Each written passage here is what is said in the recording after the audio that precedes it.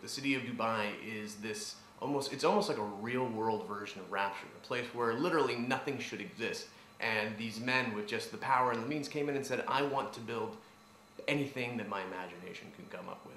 The beautiful thing about our city, our version of Dubai in the game of Spec Ops, is that there are parts of it that are real, parts of it that are the real city, but then there are parts of it that we've also come up with, and you can't really tell which of those parts is which. You walk through and sometimes you think, well, there's no way that's real, but in fact that actually exists over in Dubai right now.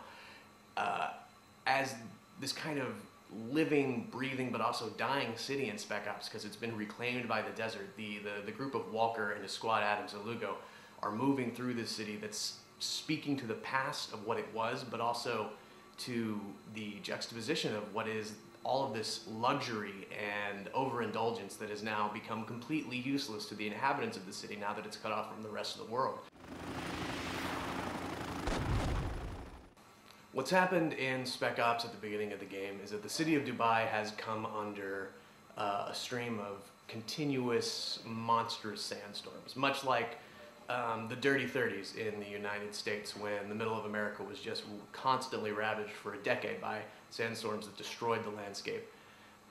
At the time when the sandstorms first started, Colonel John Conrad and the 33rd Infantry, who were coming out of Afghanistan, volunteered themselves to help with the evacuation of the city. The only way to get everyone out that was still there was to do a massive caravan. However, as they were getting the people out, the biggest sandstorm of all hit the city and all communications were lost. A permanent storm system settled over the city so that where you couldn't see it from outside of the storm, and the UAE named the city a no man's land in hopes of stopping any kind of looting. However, that's about 6 months prior to when the game has started. 2 weeks prior, the Department of Defense picks up a mysterious radio signal that has somehow made its way outside of the storm wall, and it sounds like it's Colonel John Conrad calling for help. And so you, Commander Walker, commander of this three-man Delta Recon Squad, is sent in to infiltrate the city and attempt to find any survivors, and if you do, to immediately leave and radio for command so they can send in an evac team. Well, Heart of Darkness was certainly a very strong influence on the game when we were originally coming up with the concept, and it's very obvious in the setup that the similarities, or that the inspiration came from there. You have Colonel Conrad, this military man who has vanished into this kind of ruined wilderness of the desert that also happens to be inside a former metropolis, and this man, Captain Walker, who was sent and attempting to find him. However, as you get your hands on the game and you start to get through the world, you see very clearly that the two stories very quickly diverge from each other. Whereas Heart of Darkness was a story about learning more and more about Kurtz, Spec Ops The Line is a story about learning about Captain Walker and the two men in his squad, Lieutenant Adams and Sergeant Lugo. This has always been a story about what happens to good men when they're put in an increasingly bad situation, and how these three people begin to split apart, going on their own personal emotional journeys as they attempt to deal with the things that they are coming into contact with and the things that they are having to do in their attempt to save the people still trapped inside this city. There have been a lot more inspirations. Mine just personally includes the film Jacob's Ladder, the film Spider by David Cronenberg, many other films along those lines. I mean, everyone on the team has been inspired by all of their things that they have personally brought into the project.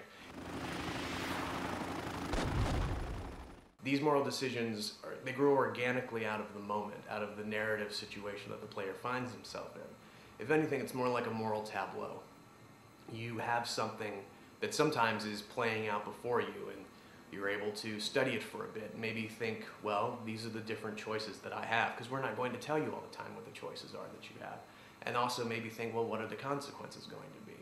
Because the consequences aren't going to be, well, if I make this choice, I get a better gun, or I make this choice and hey, I get some faction points. The consequences are entirely inside of you.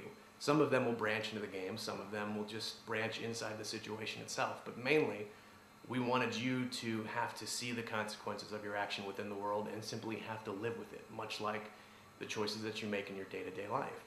Now, not all of the choices are set up like that. Some of them come at you very fast, very quickly, maybe in the middle of combat. You might not even know that it's a choice that's been set up in front of you until you react, and a split second later you realize, oh no, I've done something.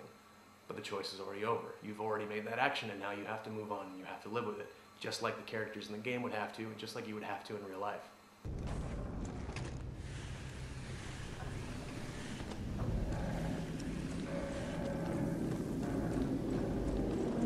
God damn. All this stuff is CIA. This must have